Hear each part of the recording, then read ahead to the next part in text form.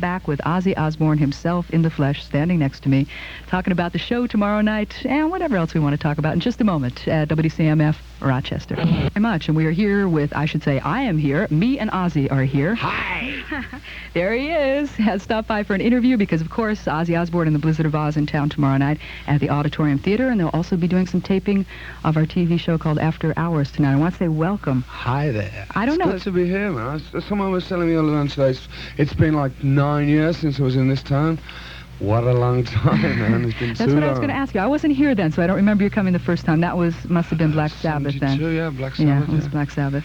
Christ, I mean, years go by so quickly, you know. I got to ask you that. I mean, I'm sure it's probably the most asked of question of you, but people still think of you in a Black Sabbath context, you know. We get a lot of people. It's a natural thing for people to think that, because after all, I was with them for 11 years, and I was the voice behind Black Sabbath for so many years, and I was, I suppose, an integral part of the band's sound.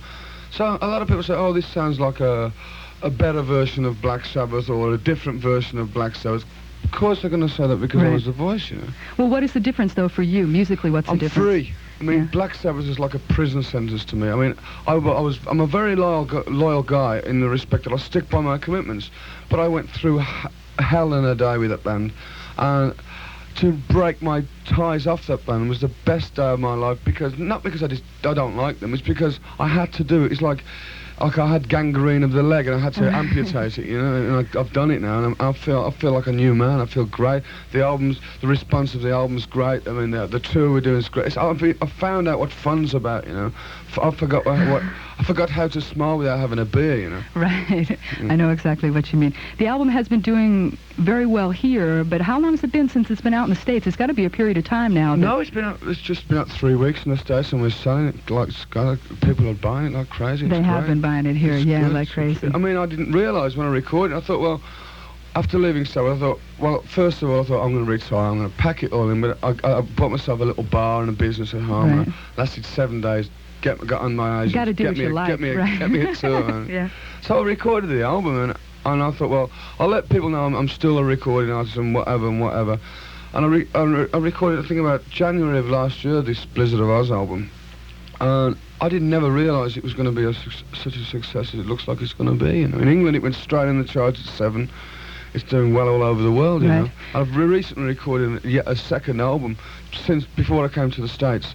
The new album's called Diary of a Madman, which is going to be released, I think, maybe later on in the year. Because what we did, we recorded the first album, toured in England with it, held it back for America, so we could tour with it in the States, and so people wouldn't think I'm just a recording artist. I am here in person, you know. The only thing that happened was that we got some import copies, and everybody went wild, and then there was a lag time between the time it was people here. People were going, when is the goddamn thing going to come out, you know? You're right, exactly. What about the rest of the band? Where did all this come together? Funny thing, actually, is I haven't got the original band with me anymore. I've replaced Lee Kerslake with Pat Travis's old drummer, Tommy Aldridge, who was from Black Oak Orchestra. He's a drummer that I've admired for so many years. Right. He was a good drummer with that band. Yeah, they were. Yeah, right. Yeah. I've got a guy called Rudy Sarzo on bass. He used to play Randy Rhoads in a band called Quiet Riot. And it's going great. Are they going to be the same people that'll be on this next one, or no? The third album. The third album. Okay, let's do a tune from this first album, then we'll come back and talk some more. Okay. This is Ozzy and the Blizzard of Oz at WCMF. Oh, but I do know that Ozzy Osbourne is here talking to us this afternoon, talking to me. I should stop speaking in the plural here at WCMF. Keep making the same mistakes. I think I'm seeing a couple of you. You're the one with the hangover. I'm the one who feels like it. No. I wanted to ask you, now it's been, let's face it, you know, you've been in the music business for quite a long time. And believe it or not, 14 years, would you believe? I mean, I have a son who's 15, so it's like, basically, it's my adopted son, and kids the kids that come along, I mean, I can't believe I'm still doing it, you know. Right. But you've seen a lot of things that have changed, and there's been, you know, this last period of time has been, everybody screams a lot about new wave and new music and stuff, and... Well, I think new wave, I mean, a lot of people, for some reason, since I've been in the States on this tour, a lot of people have been asking me about new wave, and to be perfectly honest, I don't listen to new wave because I don't see what it's about. I can understand what it's about. All they're doing is doing exactly the same as I was doing, but in a different way. But the thing that I think that's lacking in it is there's no sort of structure or any message, or it's like in England. I don't know what it's like in the States so much, but in England, it got to a period of a space in time where the most grotesque thing you could sing about was the winner, you know, like throwing up over the cat or something. And it was like, you know, where's that at? You know, I can't see what benefit that's going to do to anyone. You know, I mean, at least. I mean, I understand that I have a certain amount of people listen to my music, so I do try and put a little bit of a message with what I sing about, whether it be one thing or another, you know. But I just don't. I can't see what it's about. I can, but I can't. If you understand what I mean. I can see what it's about entertainment-wise. Yeah. It's like gross. It's like decadence. It's like the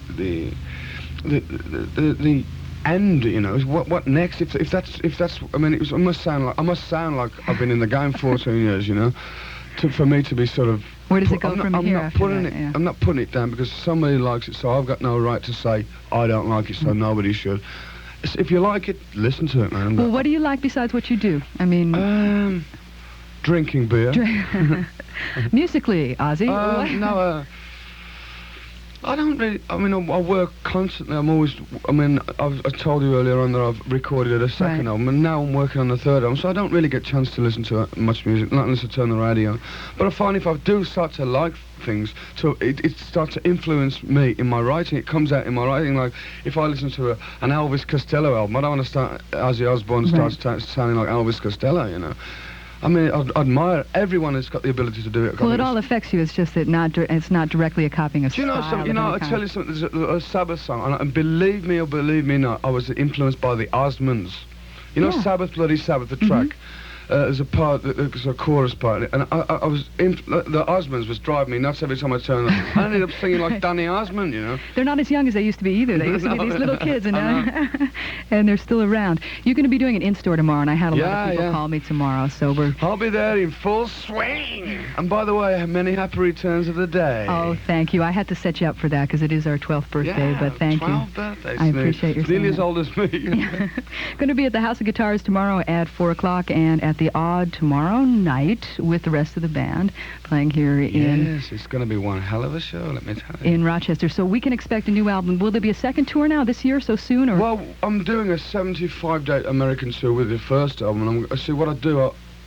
With the first time, as I told you, a leapfrog. I like to do England, America, and wait for the release. Right. So when I finish the American tour, the second album will be released in England, and it'll probably be released in America, I should say January or December this year or whatever. And we'll tour again with the album. In the meanwhile, I'll record the third album, so I'll always have something to, you know, keep going. Okay. But you're going to be... Because this happens very often, the way the cities are situated across the northern state of New York. If people really like a band, they'll drive, like, from Rochester to Syracuse, and they'll go to Buffalo. So you didn't Syracuse already. You did Syracuse. I don't know. You don't know. Get on the bus and I'll just do it, you know.